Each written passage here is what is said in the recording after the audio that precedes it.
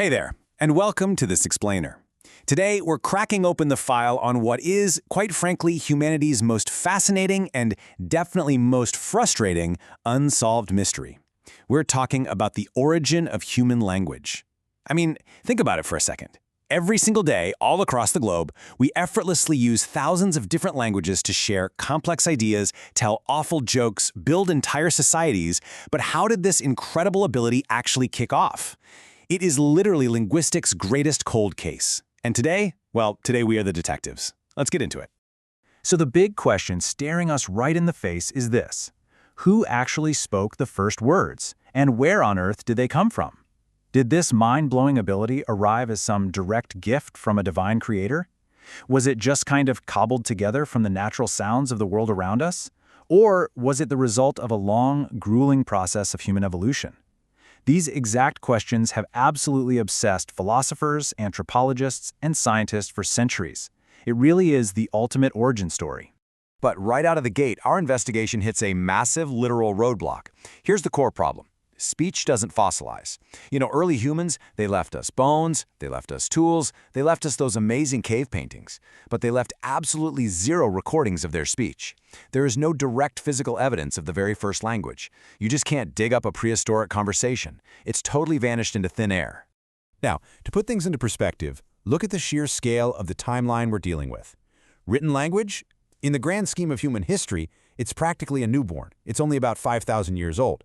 But spoken language? Scholars estimate that stretches back tens of thousands of years. Because of this massive, massive gap between when we started chatting and when we finally started writing things down, researchers are basically flying blind.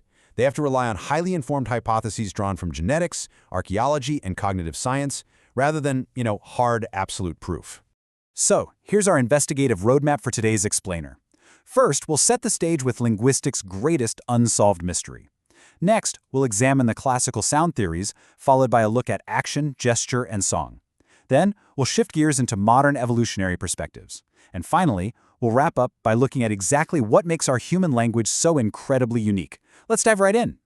Part 1. Linguistics' greatest unsolved mystery. For a very long time, the go-to answer for most of the world was the divine source theory.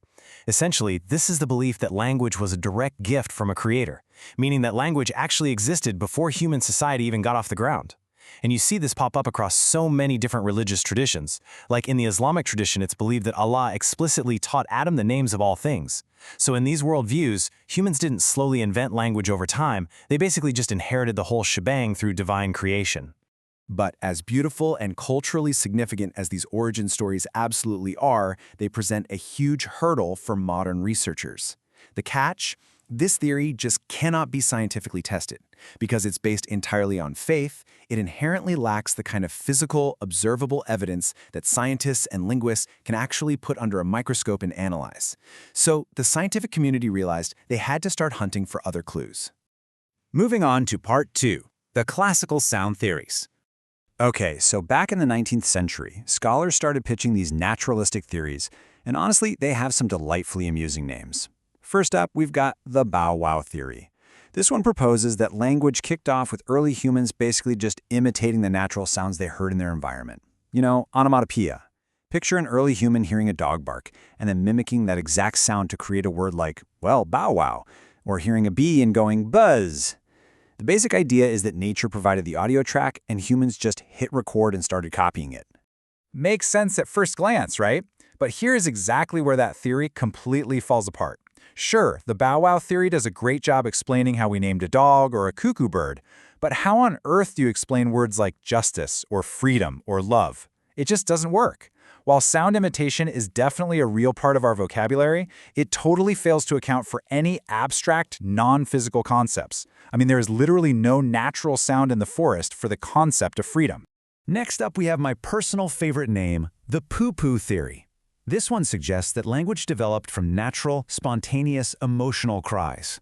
Imagine an early human accidentally touching a burning hot rock and yelping, ouch, or seeing a gorgeous sunset and gasping, wow.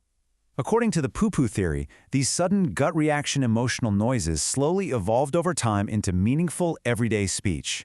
However, just like the last one, this theory hits a massive brick wall. Instinctive cries just cannot account for the sheer complexity of human grammar. Think about it. When you stub your toe and shout, ouch, you aren't exactly using sentence structure, verbs, or syntax, right? It's just a raw, involuntary instinct. True language requires highly structured, complex grammar, and honestly, random emotional outbursts just don't bridge that huge cognitive gap. Which brings us to part 3, action, gesture, and song. Enter the yo-he-ho theory. Now, this one suggests that language actually emerged out of cooperative physical work. Picture a group of early humans trying to drag a massive, incredibly heavy log or boat ashore. To coordinate all that muscle effort, they'd naturally start chanting rhythmically together, something like heave-ho or yo-he-ho. The idea here is that these synchronized social sounds were the spark that ignited spoken communication.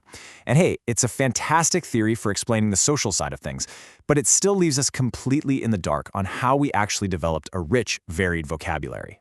Then we have the la-la theory, which was proposed by the linguist Otto Jespersen. Honestly, this is probably the most romantic theory of the bunch. Jespersen suggested that language actually originated through things like love, music, play, and parents singing softly to their kids. He thought early humans might have first expressed their deepest emotions through these rhythmic, musical vocalizations. It's a beautiful thought, right? But scientists are quick to point out that while a lullaby is a lovely form of communication, it still falls way short of explaining the immense structural complexity of a full-blown human language. Moving into part 4, modern evolutionary perspectives. So, since none of those classic single-origin guesses fully crack the case, modern linguists have generally landed on the idea that language had to evolve alongside our human brains and vocal anatomy. And this brings up a brilliant split, the two major camps in modern science today. On one side of the ring, you've got the continuity theory. This argues that language was a slow, gradual evolution straight out of the early communication systems of our primate ancestors. But on the other side, you have the discontinuity theory, which argues the human language isn't just some gradual software upgrade.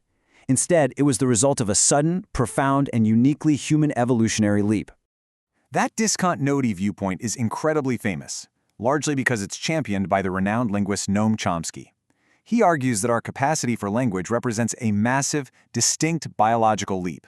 In his view, human language isn't just a slightly more sophisticated version of an animal grunt. Not at all. He sees it as an entirely unique cognitive mechanism, a generic jackpot, basically, that gives humans abilities you will find absolutely nowhere else in the entire animal kingdom. Which naturally leads us to part 5, what makes us unique? Human language is just packed with these incredible, utterly unique structural features. Think about creativity and productivity. These allow us to just invent entirely new words on the spot. Then there's duality of patterning, which is a fancy way of saying we can take totally meaningless sounds and snap them together like Legos to make highly meaningful words. We also rely on cultural transmission, meaning we pass our language down through society and learning rather than just through our DNA. And my absolute favorite, infinite sentence formation. That means you and I can construct and understand sentences that have quite literally never been spoken before in the entire history of the universe. How cool is that? But perhaps the single most striking difference between us and the rest of nature is a feature called displacement.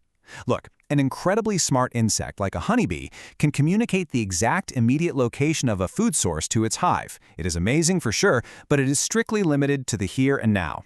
Humans, on the other hand, we have displacement. We can complain about what happened yesterday. We can worry about tomorrow. We can debate the logistics of space travel or artificial intelligence. We can share our deepest, weirdest dreams or write entirely made-up works of fiction. We have this superpower to talk about things that aren't physically in front of us and things that don't even exist.